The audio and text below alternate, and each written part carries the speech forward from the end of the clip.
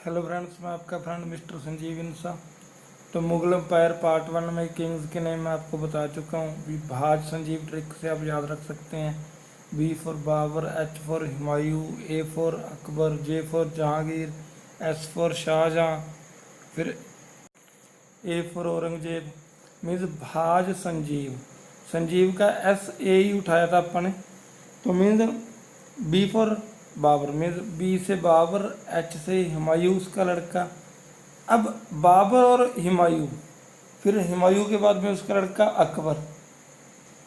Humayun, Babar and Akbar, इन तीनों के बीच एक किंग आता है। मीन्स वो है तो हुमायूं और अकबर के बीच में। हुमायूं को हरा के वो राजा बनता है। कुछ साल तक वो हुमायूं को भगा देता है इंडिया से। तो उस किंग का नाम, उस राजा का नाम क्या था? तो that king was known as Sher Shah Suri. That king was known as Sher Shah Suri, जिसने इंडिया में जीटी रोड बनाए, ग्रांड ट्रंक रोड जिसका वो बोल देते हैं। इसका सहरा शेर शाह सूरी के सर ही जाता है। तो जब 1526 में इंडिया में आता है बाबर, इब्राहिम लोदी से पानीपत की लड़ाई लड़ता है, फर्स्ट लड़ाई जब मुगलों की एंट्री होती है इंडिया में, तो तब शेर शाह सूरी बाबर की सेना में आके मिल गया था। हालांकि ये एक फॉरन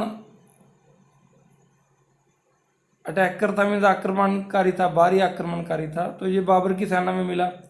तो बाबर ने, जब ये हुमायूं के साथ खेलता होता था, तो बाबर ने अपने लड़के हुमायूं को बोल दिया था भी शेर शाह सूरी के माथे से मुझे राजा की शक्ल दिखाई देती है, मुझे ऐसे लगता है आने वाले टाइम में ये राजा बनेगा, ये बहुत तेज तेज है, इससे बच के रहना। होता भी ऐसा है। चौसा नाम की एक युद्ध होता है जिसमें शेर शाह सूरी बाबर की डेथ के बाद में हुमायूं को हरा देता है, और उसके बाद में वो गद्दी पे बैठ जाता है और दिल्ली में अपना सिंहासन लगा लेता है। तो इस तरह से शेर शाह सूरी राजा बन जाता है।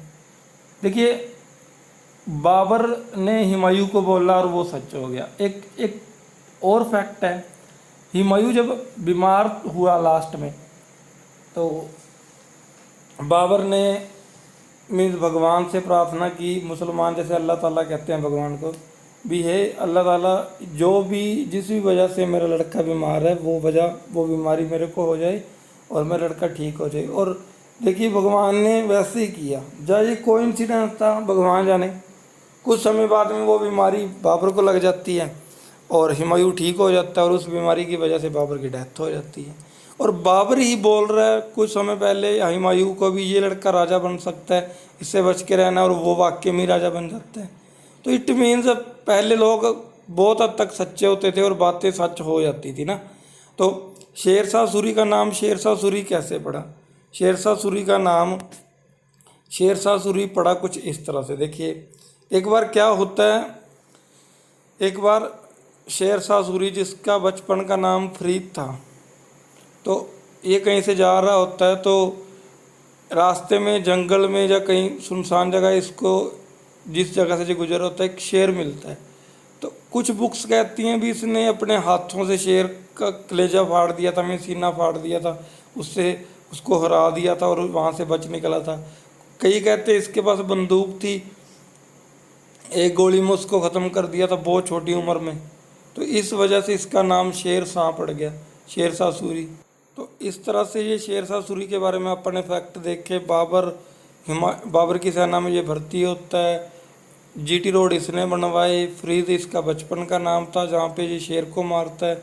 उसके बाद में इसका नाम शेर शाह सूरी पड़ जाता है। मुग़लों की एंट्री इंडिया में 1526 में हुई थी।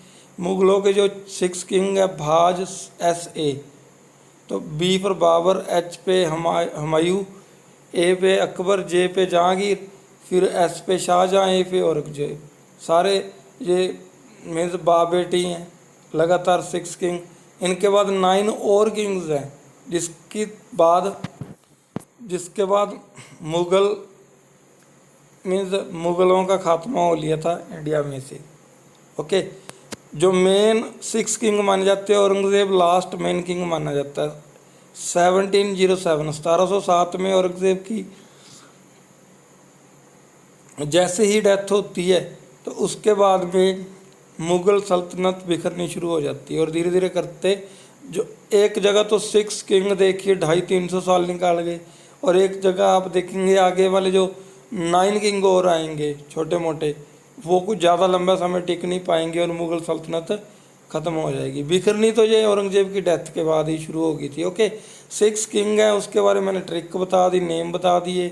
मुग़ल डायनेस्टी, मुग़ल सल्तनत के अंदर एक सूरी कास्ट कह सकते हैं, इंसान की एंट्री होती है, उसके बारे में आज डिस्कस कर लिया इस लेक्चर में। तो इस तरह ये मुग़ल सल्तनत के 6 मेन किंग, 9 टम्परेरी कह सकते हैं। टम्परेरी मीन्स वो जल्दी सरेंडर कर देते हैं, निरकुश शासक, अच्छे शासक नहीं हुए। तो इस तरह से ये मुग़ल सल्तनत, मुग़ल जो इंडिया में आए और उनका जो ये कारगुजारी, उसके बारे में अपन थोड़ी बहुत बात की। तो सिंगल सिंगल किंग करके माइंड में है भी, एक एक लेक्चर लेके आया जाए हर किंग के ऊपर। तो देखते हैं, जैसे टाइम लगेगा तो कोशिश करेंगे। So okay, have a nice time.